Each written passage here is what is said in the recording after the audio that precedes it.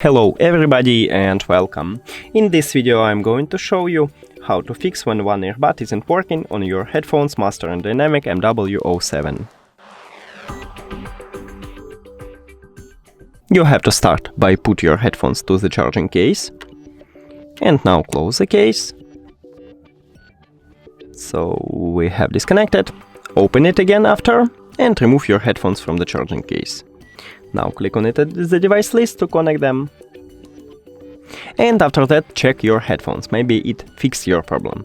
But if it doesn't, we should make a hard reset. So press and hold on your right earbud, the multifunctional button, until this light it starts flashing blue. So we need to enter it to pairing mode. Here we go. And after that release your finger and press and hold again to make a hard reset. So we should see a quick flash right here. Here we go. Now we should remove it, so click the information icon or settings icon if you have Android. Forget the device, forget device. Also, don't forget to click pair new device on your Android. And after that we can see it at the device list, so just click on it. And we did it. Thank you for watching this video. If you found it helpful, please consider subscribing to the channel and leave the like on the video. It's really important to us. See you later!